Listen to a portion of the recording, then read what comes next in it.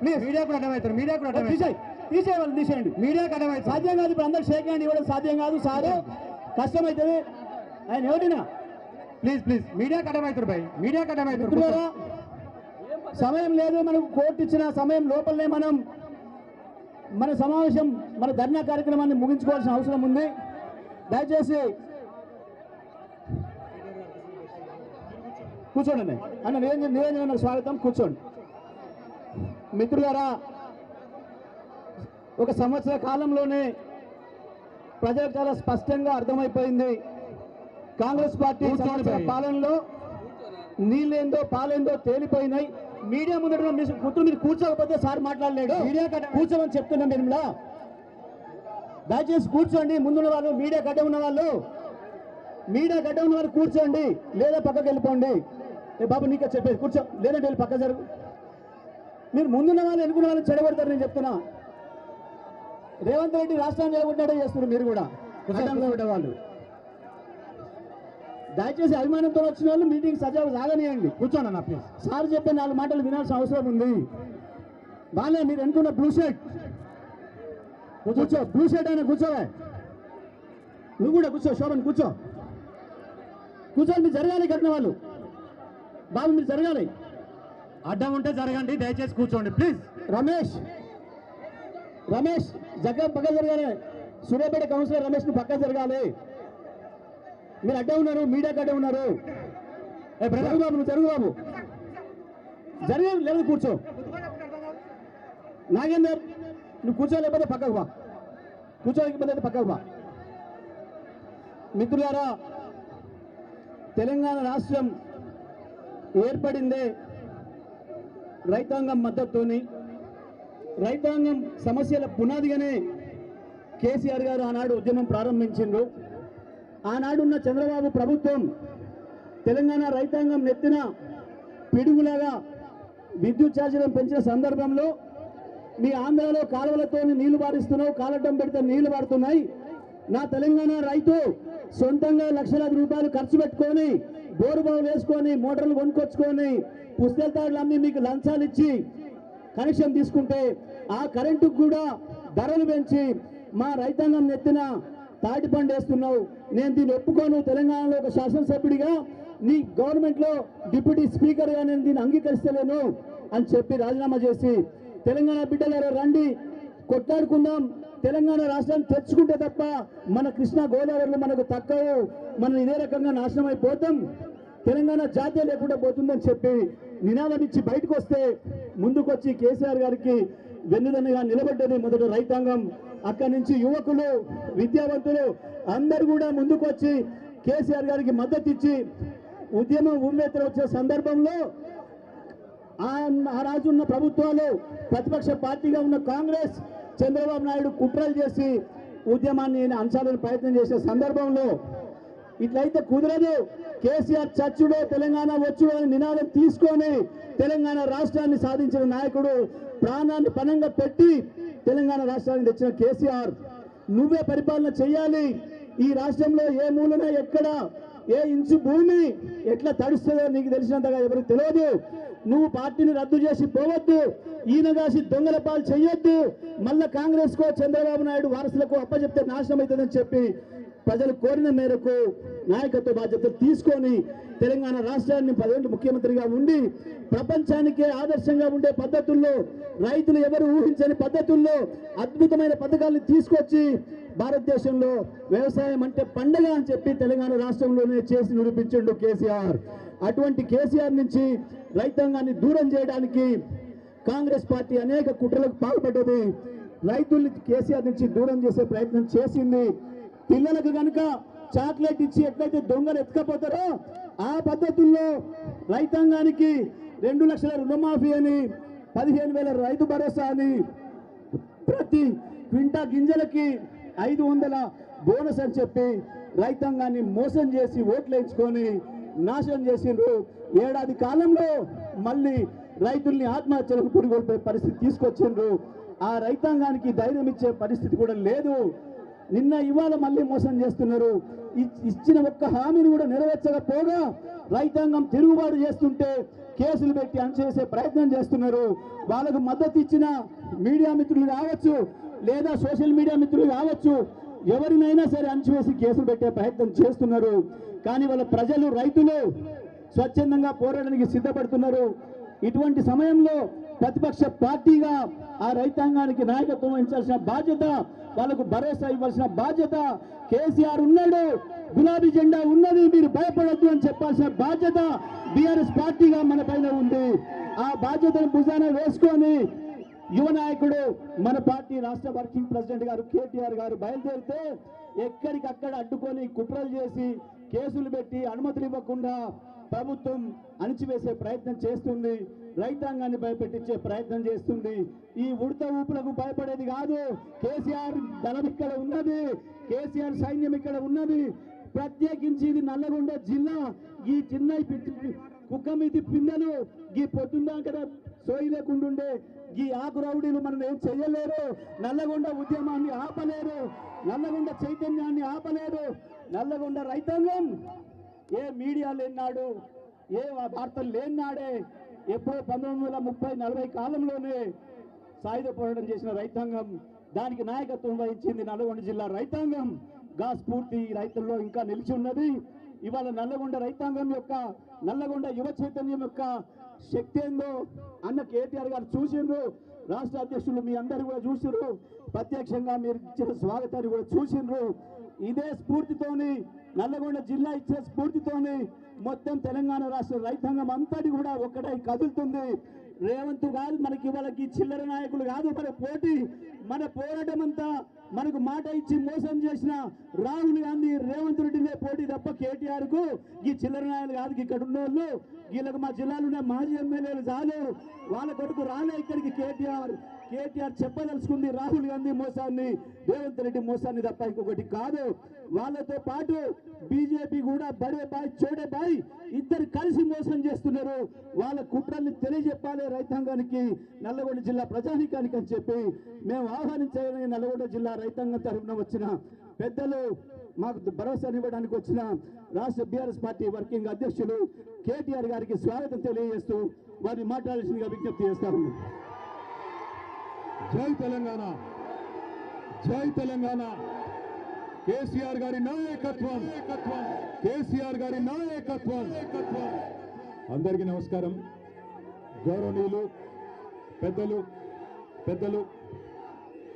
ఈరోజు ఈ కార్యక్రమానికి నల్లగొండ క్లాక్ టవర్లో ఈ గడియారం సెంటర్లో నాయకత్వం వహిస్తున్న జిల్లా బీఆర్ఎస్ పార్టీ అధ్యక్షులు సోదరులు మాజీ శాసనసభ్యులు రవీంద్ర కుమార్ గారికి, గౌరవనీయులు ఈరోజు వీరోచితంగా ఇక్కడ ఉన్న కాంగ్రెస్ పార్టీ నాయకులు, అదేవిధంగా మనకు పర్మిషన్ లేకుండా అడుగడుగునా అడ్డుకున్నా అవన్నీ కూడా ఎదుర్కొని ఈరోజు రైతుల పక్షాన పోరాటం చేస్తున్న నల్లగొండ ముద్దుబిడ్డ, మీ అందరికీ ఆప్తుడు, సోదరుడు కంచర్ల భూపాల్ రెడ్డి అన్నగారు, గౌరవనీయులు పెద్దలు, గత 10 సంవత్సరాలుగా నల్లగొండ జిల్లాని తన సమర్థం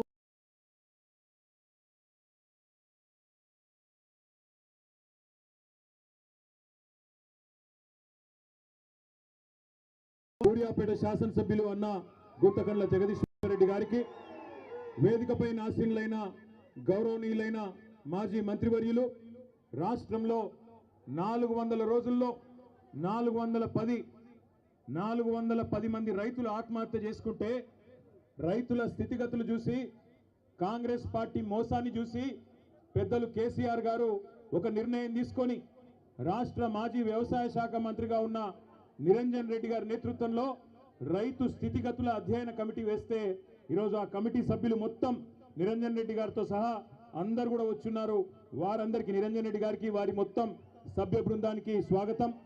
శాసన మండలిలో ప్రతిపక్ష నాయకులు, పెద్దలు, గౌరవనీయులు, పార్టీ వ్యవస్థాపకుల్లో ఒకరైన పెద్దలు శ్రీ సిరికొండ మల్సునాచారి గారికి, మరొక మాజీ మంత్రివర్యులు సోదరి శ్రీమతి సత్యవతి రాథోడ్ గారు, అదేవిధంగా వేదిక పైన ఉన్న గౌరవనీయులైన మాజీ శాసనసభ్యులు మాజీ మంత్రివర్యులు అన్న మొహమ్మద్ మహమూద్ అలీ గారు, జిల్లాలో ఉన్న ప్రస్తుతం ఒకే ఒక్క శాసన మండలి సభ్యులు మా ఎంసీ కోటిరెడ్డి అన్న గారు, అదేవిధంగా మాజీ శాసనసభ్యులు అందరు ఉన్నారు, చాలా మంది సీనియర్ నాయకులు ఉన్నారు, గౌరవనీయులైన ఎమ్మెల్యేలు ఉన్నారు.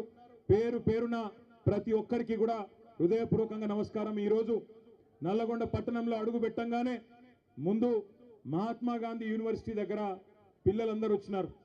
దాదాపు ఒక 300-400 మంది పిల్లలు రోడ్డు మీదకి వచ్చి, అన్న కేసీఆర్ ఉన్నప్పుడు మాకు బ్రహ్మాండంగా ఇక్కడ వసతులు ఉండేది, కానీ ఇవాళ కాంగ్రెస్ ప్రభుత్వం వచ్చిన తర్వాత మాకు గొడ్డు కారంతో అన్నం పెట్టే దుస్థితి వచ్చిందన్న, మీరు రావాలా అంటే తప్పకుండా 2:30 గంటలకు మీ క్యాంపస్కి వస్తా అని వారికి చెప్పి అక్కడి నుంచి బయలుదేరి ముందుకు వస్తూ ఉంటే అక్కడ కలదప్పిన ఐటీ టవర్ కనబడ్డది.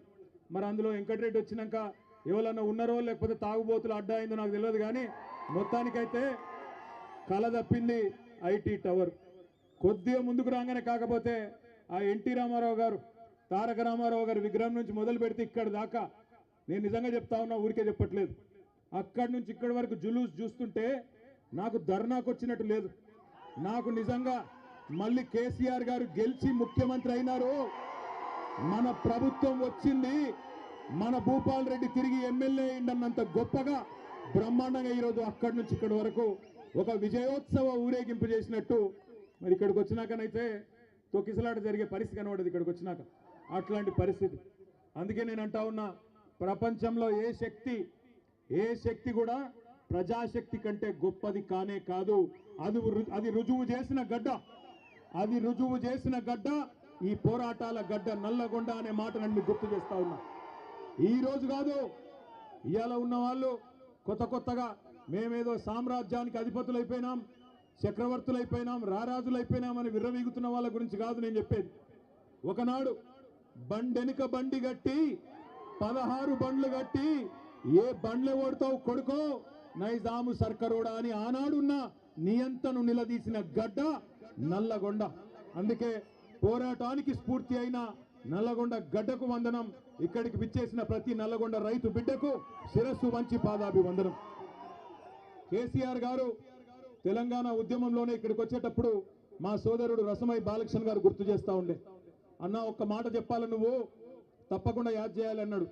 ఏందన్నా అంటే చెప్పినాడు, అన్న ఒకనాడు కేసీఆర్ గారు స్వయంగా పాట రాసిండే, పక్కన కృష్ణమ్మ ఉన్న ఫలితమేమి లేకపాయే, పాలమూరు నల్లగొండ పంటలన్నీ ఎండిపాయే అంటూ కేసీఆర్ గారే స్వయంగా కలం పట్టుకొని మరి మన నల్లగొండ దుస్థితి గురించి వర్ణించి ఆనాడు జలసాధన ఉద్యమంలో 2002-03 సంవత్సరంలోనే పాట రాసిండు అని అన్న చెప్పిండు.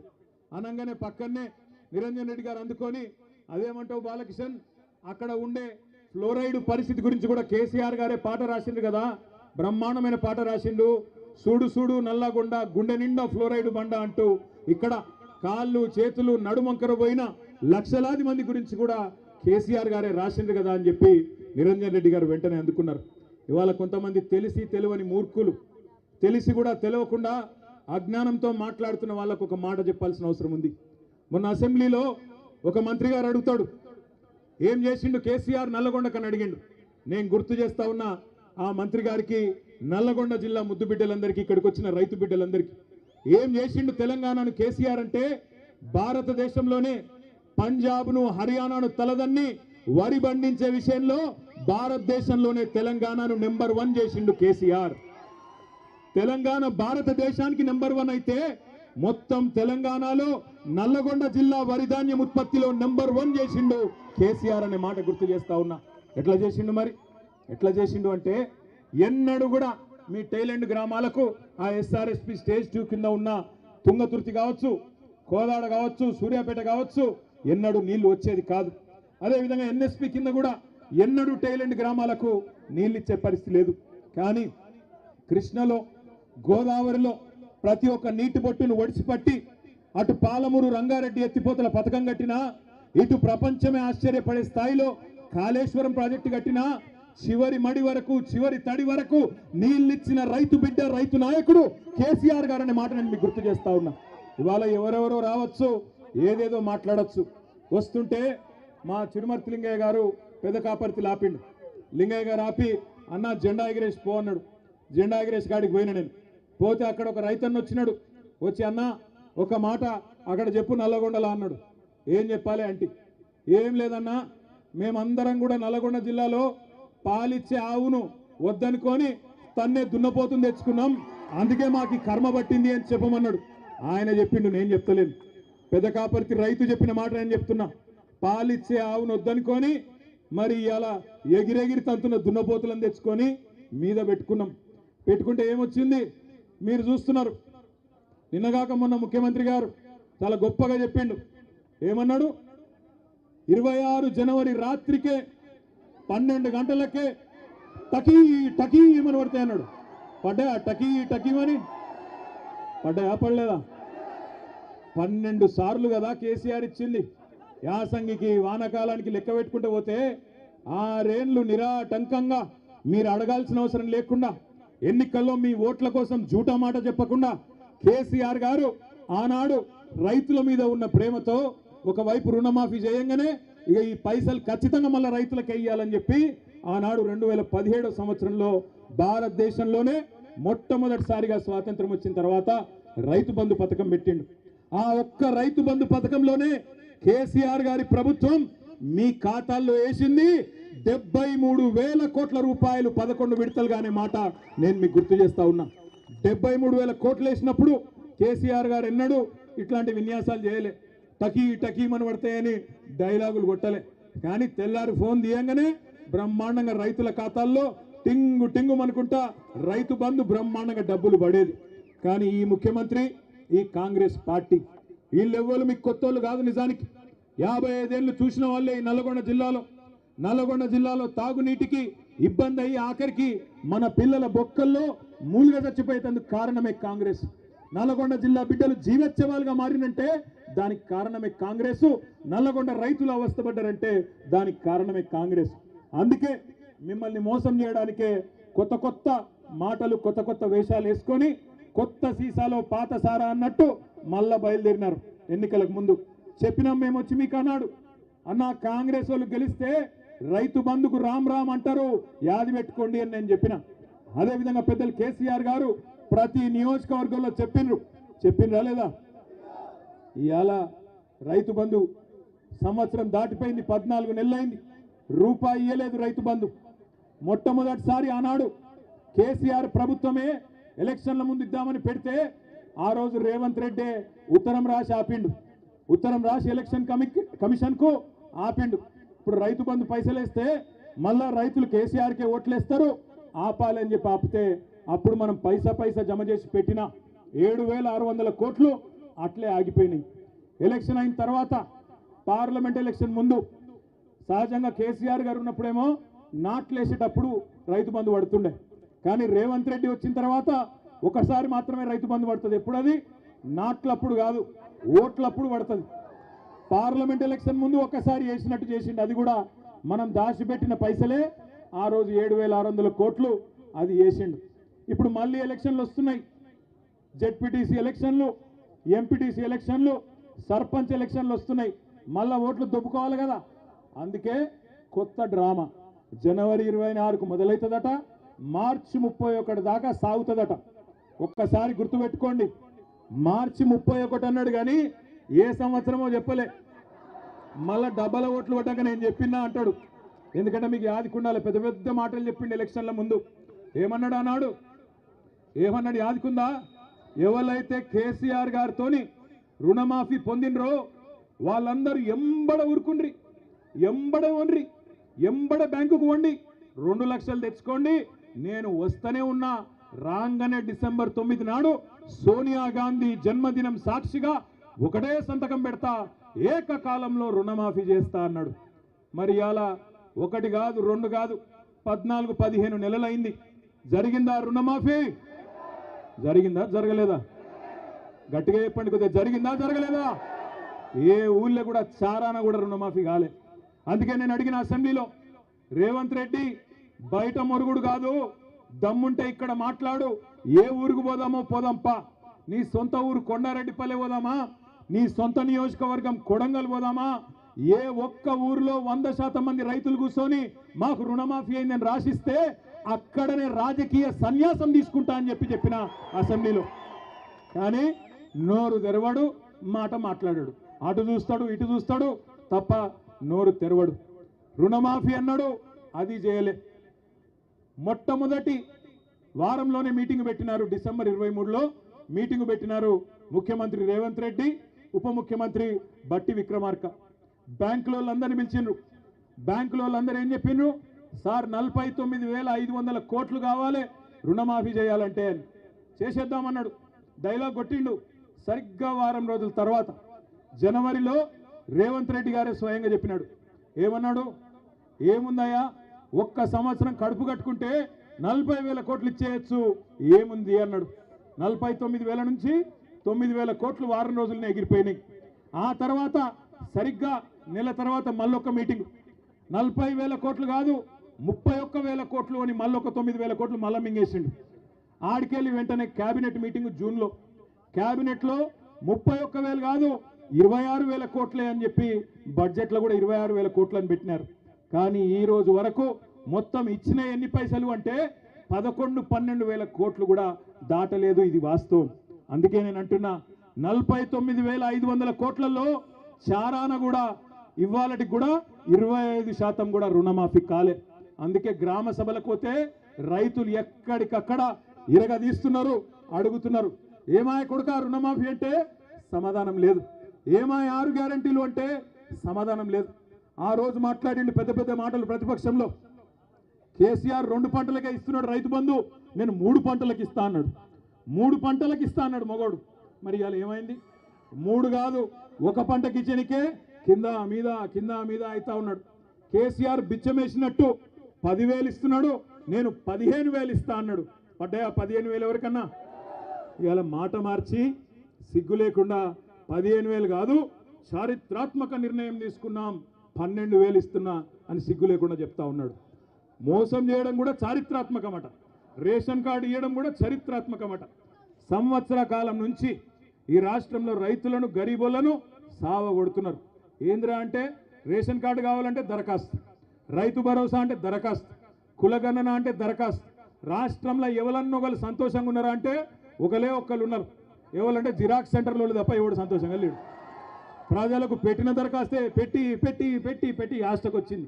ఏంద్రా నాయన వీడు సప్పుడంట కేసీఆర్ ఉన్నప్పుడు టంగు మన పైసలు పడుతుండే, ఈ ప్రభుత్వం వచ్చినాక దరఖాస్తులు పెట్టుడు, దండాలు పెట్టుడు తప్ప ఏమీ లేదు అనే కాడికి వచ్చింది. ఒక రైతు బంధు మాత్రమే కాదు, ఎన్ని మోసాలు జరుగుతున్నాయో. రుణమాఫీ కానీ, రైతు బంధు కానీ, బోనస్ అన్నాడు, 500 రూపాయలు ఇస్తా అన్నాడు క్వింటాల్కి. ఒక దొడ్డు వడ్లకే కాదు, సన్న వడ్లకే కాదు, అన్ని పంటలకు ఇస్తా అన్నాడు. మొత్తం మేనిఫెస్టోల్నే పెట్టిండు. పడ్డాయా బోనస్ ఎక్కడన్నా? ఇప్పుడేమో మాట మార్చి సన్న వడ్లు వండిస్తేనే నేను బోనస్ ఇస్తాను సన్నాయి నొక్కుతున్నాడు. ఇక వ్యవసాయ మంత్రి అయితే సన్న వడ్లకు బోనస్ ఇచ్చింది చాలా బాగుంది, రైతు బంధు వద్దంటున్నారు రైతన్నలు, అందుకే బోనసే ఆలోచిస్తున్నామని చెప్పి ఆయన చెప్తా ఉన్నాడు. అంటే వీళ్ళ ఉద్దేశం ఏంటి అంటే, ఇది గుర్తుపెట్టుకోండి జాగ్రత్తగా నల్గొండ బిడ్డలు, ఇవాళ స్థానిక సంస్థల ఎలక్షన్లు ఉన్నాయి కాబట్టి, సర్పంచ్ ఎలక్షన్లు ఉన్నాయి కాబట్టి మళ్ళా రైతు భరోసా డ్రామా. ఇది బంద్ అయింది అంటే రైతు బంధు కూడా బంద్ అవుతుంది, యాది పెట్టుకోండి. ఎందుకంటే రేవంత్ రెడ్డి చెప్పిండు ముందే, ఏమన్నాడు? కేసీఆర్ ఆనవాళ్ళు లేకుండా చేస్తా అన్నాడు. నేను ఒక మాట అడుగుతా, మీరు సమాధానం చెప్పండి. ఆరోగ్యశ్రీ అంటే ఎవరు యాదికి వస్తారు మీకు? వైఎస్ఆరా? ఆరోగ్యశ్రీ అంటే ఎవరు యాదికి వస్తారు? రైతు బంధు అంటే ఎవరు యాదికి వస్తారు? ఎవరు? అందుకే రైతు బంధు బంద్ చేద్దామని చూస్తున్నాడు. ఎందుకంటే రైతు బంధు ఎన్ని పైసలు వేసినా రైతులు కేసీఆర్నే తలుసుకుంటారు, నన్ను అయితే దేకరు. కాబట్టి దీన్ని ఎట్లన్నా ఖతం చేయాలని చెప్పి గుంపు మేస్త్రి గారు పన్నాగం పన్నిండు. అందుకే నేను చెప్తున్నా మీకు, జాగ్రత్తగా ఉండండి, జాగ్రత్తగా వినండి. ఒక్కొక్క ఎకరానికి మనకు రేవంత్ రెడ్డి ప్రభుత్వం, కాంగ్రెస్ ప్రభుత్వం రైతులకు బాకీ పడ్డది. 2023 యాసంగి పంటకు మీకు 2,500 రూపాయల పైగీతం, 2,500 రూపాయలు బాకున్నాడు. అదేవిధంగా వానాకాలం రైతు బంధు మొత్తం చెప్పిండు. ఇదే ఇగో ఇది ఏం చెప్తున్నా అంటే, ఇది యాసంగి 2023 యాసంగి పంటకు 5,000 ఇచ్చిండు, చేతులు దులుపుకున్నాడు. అప్పుడు ఎకరాకు 2,500 బాకీ ఉన్నాడు. తర్వాత వానకాలం ఒక్కొక్క ఎకరానికి 7,500 రూపాయలు బాకీ పడ్డాడు. మళ్ళా ఇప్పుడు యాసంగి వచ్చింది, మళ్ళా ఇప్పుడు తప్పించుకునే ప్రయత్నంలో ఉన్నాడు. తప్పించుకోనియద్దు, 15,000 కాదు 12,000 ఇస్తాను తప్పించుకునే చక్కర్లో ఉన్నాడు. అందుకే మీ అందరికి నేను చెప్తున్నా, ఒక్కొక్క ఎకరానికి ఎంత బాకీ ఉన్నాడు రేవంత్ రెడ్డి? కనబడుతుందా లేదా ఇది? ఒక్కొక్క ఎకరానికి ఎంత బాకీ ఉన్నాడు? 17,500 రూపాయలు బాకీ ఉన్నాడు. కాంగ్రెస్ వాళ్ళు ఓట్లు అడిగేందుకు వస్తారు, మళ్ళా అమ్మ అయ్య అక్క అల్లుడు తమ్ముడు అనుకుంటూ వస్తారు. అడుగుండ్రి, ఏమరా కొడక బాగా చెప్తివి అసెంబ్లీ ఎలక్షన్ల ముంగట ఎక్కడున్నారు కాంగ్రెస్ వాళ్ళు? మళ్ళా కొట్లాడేది గదే కేసీఆర్ దళం కదా, గదే కేసీఆర్ బిడ్డలు కొట్లాడుతున్నారు, గదే గులాబీ జెండా కొట్లాడుతున్నది రైతుల గురించి. మీరెక్కడ పోయినరు అని కాంగ్రెస్ వాళ్ళని అడగండి. ఎక్కడ పోయినాయి మా వానాకాలం రైతు బంధు? ఎక్కడ పోయింది 15,000 రూపాయలు? నిలదీయండి. ఏమైంది రుణమాఫీ అని అడగండి, ఏమైంది బోనస్ అని అడగండి. అడగకపోతే అమ్మ కూడా అన్నం పెట్టది, యాది పెట్టుకోండి. అడగకపోతే అమ్మ కూడా బువ్వ పెట్టది. అందుకే అడగాలి. పోరాటాల పురిటిగడ్డ నల్లగొండనే మొత్తం రాష్ట్ర రైతాంగానికి ఆనాడు సాయుధ పోరాటంలో ఎట్లయితే స్ఫూర్తి నింపిందో, మళ్ళొక్కసారి రాష్ట్రంలో రైతులు తిరగబడేందుకు నల్లగొండనే వేదిక కావాలి. అందుకే ఇక్కడి నుంచే మొదలు పెట్టినాం ఈ రైతు పోరు. నేను మీ అందరితో ప్రార్థించేది ఒకటే, ఇంకా 4 ఏళ్ల సమయం ఉంది.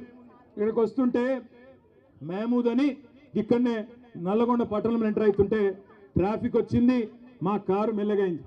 పక్కకు ఆటో వచ్చి ఆగింది ఒకటి. తమ్ముడు ఆటో నడుపుతున్నాడు, ఆదాబ్ అన్న అన్నాడు. ఆదాబ్ భాయ్ అంటే క్యా నామ్ హై అన్న? మేరా నామ్ మహమూద్ హై సాబ్ అన్నాడు. క్యా హాల్ హై మహమూద్ అంటే? క్యా హాల్ హై సబ్ బర్బాద్ హై, క్యా హాల్ హై అన్నాడు. నాశనం అయిపోయినాం. కాంగ్రెస్ ప్రభుత్వం వచ్చినాక రైతులు 410 మంది చచ్చిపోయినరు, గురుకులాల్లో పిల్లలు 55 మంది చచ్చిపోయినరు, ఆటో డ్రైవర్లు 100 మంది చచ్చిపోయినరు, చేనేత కార్మికులు ఇప్పటికి 35 మంది చచ్చిపోయినరు. మొత్తం నాశనం చేస్తున్నాడు సార్ వీడు అన్నాడు. అంటే మరి క్యా కర్నా? ఏక్ ఓటు కా సజా 5 సార్లైనా మహమూద్ భాయ్ అన్న నేను. ఒక ఓటు శిక్ష 5 ఏళ్ళు కదా అన్న నేను. అంటే ఏమంటుండు తెలుసా మహమూద్? క్యా సాబ్ కోయి తర్కీబ్ నీ క్యా అంటుండు. ఏమన్నా ఉపాయం లేదా అంటుండు. అంటే నేనంటే ఆడికెళ్ళుందిరా పోయి ఉపాయం ఏం లేదు, ఎదురు చూడాలి, ఏం చేస్తాం మరి. మేము తయారున్నాం పోరాడేందుకు, మా వాళ్ళందరూ తయారున్నారు. కేసీఆర్ తయారు చేసిన మా తమ్ముళ్ళు, మా అన్నలు, మా అక్కలు, చెల్లెళ్ళు అందరు తయారున్నారు. బాగా నీలుగుతున్న మంత్రులు ఎవరైతున్నారో, రైతు బంధు అడిగితే చెప్పుతో కొడతా అనే మంత్రి ఒకడు ఉన్నాడు. ఇంకా చాలా మంది మీటింగ్ పెట్టుకుంటామంటే అడ్డుకునే సన్నాసి మంత్రి. గింత భయపడతాడు ఎవడన్నా మీటింగ్ పెట్టుకుంటామంటే? గంత భయం ఎందుకు నీకు? భూపాల్ రెడ్డిని తీసుకుపోయి పోలీస్ స్టేషన్లో ఆడ పోలీసు వాళ్ళు అడ్డం ఉండి భూపాల్ రెడ్డి మీద దాడి చేస్తావా? సిగ్గుందా నీకేమన్నా అడుగుతున్న మంత్రి కోమటిరెడ్డి వెంకటరెడ్డి. నీకు ధైర్యం ఉంటే దమ్ముంటే గడియారం సెంటర్కు రా. గడియారం సెంటర్కి వచ్చి మా లెక్కన మీటింగ్ పెట్టి చెప్పు రైతులకు ఏం పీకింది నీ ప్రభుత్వం ఈ సంవత్సర కాలంలో చెప్పు. ఉత్తమ్ కుమార్ రెడ్డి, కోమటిరెడ్డి వెంకటరెడ్డి పెరిగిన ఆకారాలు మాత్రం బాగా పెరిగినాయి, అహంకారాలు బాగా పెరిగినాయి, కానీ పీకిందేమీ లేదు నల్లగొండకు. అందుకే నేను అంటున్నా, ఏం చేసిండు కేసీఆర్ నల్లగొండ కంటే చెప్పండి. వరి ధాన్యం ఉత్పత్తిలో తెలంగాణను దేశంలో నెంబర్ 1 చేస్తే నల్లగొండను రాష్ట్రంలో నెంబర్ 1 చేసిండు కేసీఆర్. ఒకటి కాదు 3 మెడికల్ కాలేజీలు సూర్యాపేటలో, నల్లగొండలో, యాదాద్రిలో కట్టించింది కేసీఆర్. యాదాద్రి గుడిని అత్యద్భుతంగా తీర్చిదిద్ది ఆ లక్ష్మీ నరసింహస్వామి రుణం తీర్చుకున్నాడు కేసీఆర్. తామరచెర్లలో అద్భుతంగా మొత్తం తెలంగాణలోనే అతి పెద్ద విద్యుత్ ఉత్పత్తి కేంద్రం కట్టించింది కేసీఆర్. చెప్పుకుంటా పోతే 1-2 కాదు ఎన్నో పనులు చేసినాం. దమ్ముంటే క్లాక్ టవర్ కు రా, మా భూపాలన్న వస్తాడు, మా జగదీష్ అన్న వస్తాడు, వాళ్ళు నీ సంగతి చెప్తారనే మాట కూడా నేను తెలియజేస్తా ఉన్నా నల్లగొండ రైతు బిడ్డలకు. ఎందుకంటే మనం ఆఖరికి హైకోర్టు కూడా ధన్యవాదాలు చెప్పాలి, మనకు న్యాయ వ్యవస్థకు ధన్యవాదాలు చెప్పాలి. ఎందుకంటే రేవంత్ రెడ్డి ప్రభుత్వం అడ్డుకునే ప్రయత్నం చేసిన హైకోర్టు, దేశంలో ఇంకా న్యాయం ఉన్నది, ధర్మం బతికే ఉంది కాబట్టి రైతుల పోరాటంలో న్యాయం ఉందని చెప్పి హైకోర్టు కూడా అంగీకరించి ఇవాళ పర్మిషన్ ఇచ్చి ఈ క్లాక్ టవర్ సెంటర్లో మనకు ఇవాళ సభ జరుపుకునే, ధర్నా జరుపుకునే అవకాశం ఇచ్చినారు. ముఖ్యమంత్రి రాజ్ భవన్ ముంగట ధర్నా చేస్తేనేమో ఏం కాదట, ట్రాఫిక్ అంతరాయం కాదట.